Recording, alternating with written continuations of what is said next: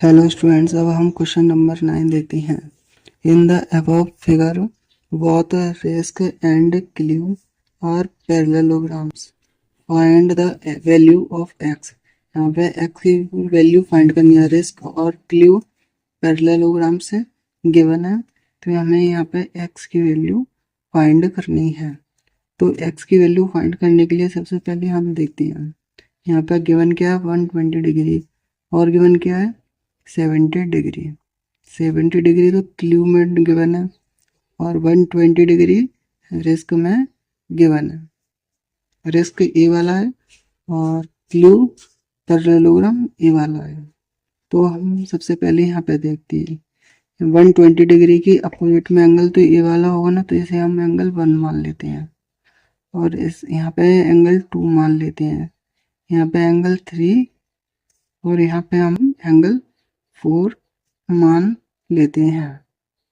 अब हम देखते हैं एंगल 120 डिग्री है और इसका अपोजिट एंगल 1 होगा, तो ये दोनों एंगल इक्वल होंगे। अपोजिट एंगल कैसे होती हैं?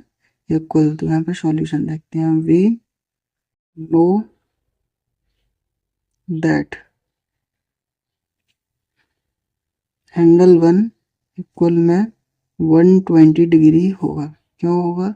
क्योंकि ये अपोजिट एंगल होते हैं, अपोजिट एंगल इक्वल होते हैं, अपोजिट एंगल इक्वल होते हैं। ये पैरेललोग्राम में अपोजिट एंगल इक्वल होते हैं।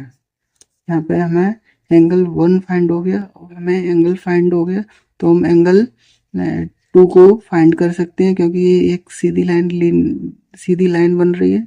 तो यहाँ पे लीनियर पेयर का एंगल बनेगा ये दोनों, और लीनियर पेयर का एंगल का सम कितना होता है? एंगल 1 प्लस एंगल 2 का सम कितना होगा? 180 डिग्री। क्यों होगा? क्योंकि ये लीनियर पेयर का सम 180 डिग्री होता है।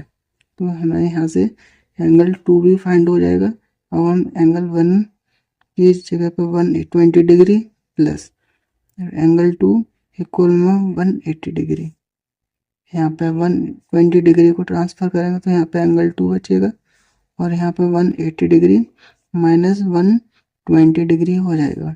तो यहाँ पे हमें एंगल 2 कितना फाइंड हो जाएगा? 60 डिग्री। एंगल 2 कितना फाइंड हो गया? 60 डिग्री। एंगल 1 कितना फाइंड हो गया?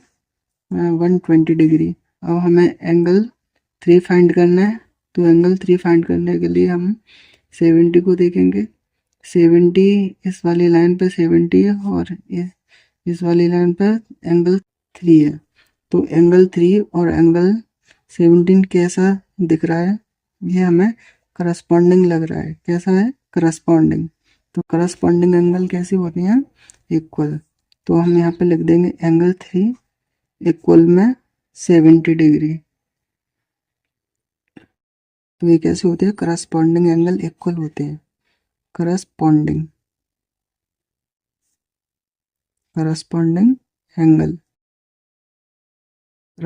एंगल कैसे होते हैं? इक्वल। ये 70 यहाँ पे और ये यहाँ पे, तो ये करस्पॉन्डिंग एंगल इक्वल होते हैं। तो हमें एंगल 3 फाइंड हो गया। अब हमें यहाँ पे एक ट्रायंगल बनता हुआ दिखाई दे रहा है और इस ट्रायंगल में हमें एंगल 2 फाइंड हो गया, एंगल 3 फाइंड हो गया। तो हम एंगल 4 को फाइंड कर सकते हैं। कैसे करेंगे?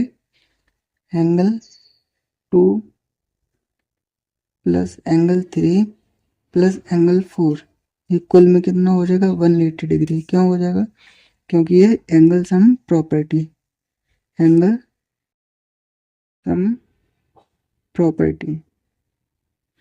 ट्रायंगल के सभी एंगल का सम 180 डिग्री होता है। यहाँ पे लिख सकते हैं इन ट्रायंगल IOC। यहाँ पे हम यहाँ पे IOC। तो हमें यहाँ पे एंगल 2 फाइंड है पहले से 60 डिग्री प्लस एंगल 3 फाइंड हो गया 70 डिग्री। तो हम यहाँ पे एंगल 4 फाइंड कर सकते हैं 180 इक्वल में 180 डिग्री तो हम यहाँ पे 60 और 70 को ऐड करेंगे तो 130 डिग्री प्लस एंगल 4 इक्वल में 180 डिग्री। यहाँ पे एंगल 4 इक्वल में 180 डिग्री और 130 डिग्री को ट्रांसफर करेंगे तो क्या हो जाएगा, माइनस 130 डिग्री। तो यहाँ पे क्या लिखेंगे, एंगल 4 इक्वल में 50 डिग्री। तो हमें एंगल 4 फाइंड हो गया। तो हमें यहाँ पे एंगल 4 भी फाइंड हो गया। तो एंगल 4 और एंगल एक्स ये दोनों कैसे होंगे, ये वर्टिकली अपोजिट एंगल होंगे। वर्टिकली अपोजिट एंगल सेम होती है, इक्वल होती है। तो यहाँ पे जो एंगल 4 होगा वो एंगल एक्स होगा। तो यहाँ पे एक्स इक्वल एंगल 4 हो जाएगा। तो यहाँ पे एंगल एक्स इक्वल में एंगल 4 इक्वल होते हैं। क्यों होते हैं, क्योंकि वर्टिकली अपोजिट एंगल इक्वल होती हैं।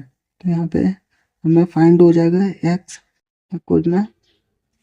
इक्वल में 50 डिग्री फाइंड हो गया। तो ये हमारा आंसर हो जाएगा। हमसे एक्स की वैल्यू फाइंड पूछी थी, एक्स की वैल्यू फाइंड करनी, तो एक्स 50 डिग्री आ गया। तो ये हमारा आंसर हो गया। एक बार आप देख सकते हैं